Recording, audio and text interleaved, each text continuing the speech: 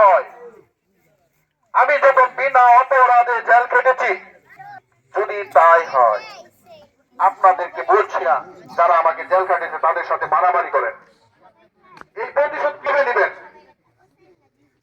একটি করে ধানের শীষে ভোট দিয়ে সেই প্রতিশোধ নেবেন আপনারা। আমার প্রিয় এলাকাবাসী, আপনাদেরকে আরো কিছু কথা বলতে চাই। আমাদের এই এলাকার রাজনীতি যারা করে, কার কতটুকু যোগ্যতা আছে আপনারা ভালো করে জানেন। আমি আমার বাবার সন্তান, আমি বলছি আজ পর্যন্ত যদি কেউ বলতে পারেন 2-1 টাকা আমি এখানে চাঁদাবাজি করেছি বা লুটতরাজ করেছি, বলতে পারবেন কেউ? তাহলে আমার পাশে থাকবেন না কেন? প্রিয় এলাকাবাসী, আমি আপনাদেরকে আরো কিছু কথা বলতে চাই। আজকে যারা জামাতের নেতা, এই এলাকার জামাতের নেতার পরিচিত দেয়, তাদেরকে দেখবেন এই 17-18 বছরে কার কোন যোগ্যতা রয়েছে।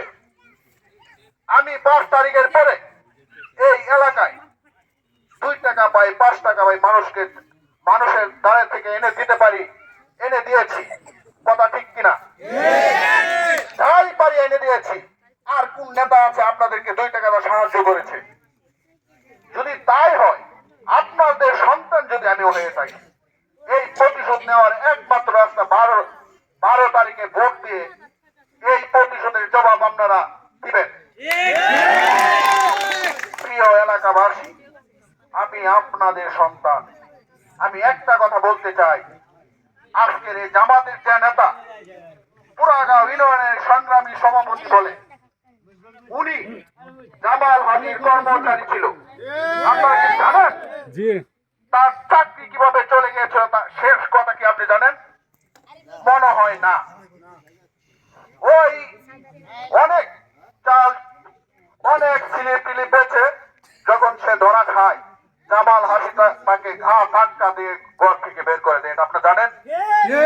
যদি হয় জামাতের সভাপতির অবস্থা, তাহলে আমাদের এলাকায় কি হবে আপনারা একটু চিন্তা ভাবনা করেন।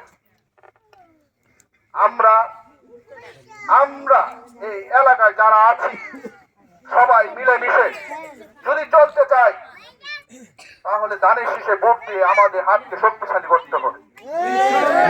আমাদের এলাকাকে নিয়ে আমি ভাবে বলছি, এখানে কেউ যদি মাতাব্বরি করতে আসে, তা দাঁত ভাঙা জবাব দিয়ে দেবো ইনশাআল্লাহ।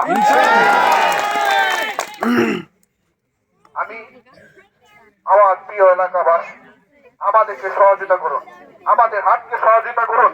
ধানের শীষে ভোট, সবার কাছে আমি ধানের শীষে ভোট চেয়ে আমার কথা এখানে শেষ করছি। সবাইকে আসসালামু আলাইকুম।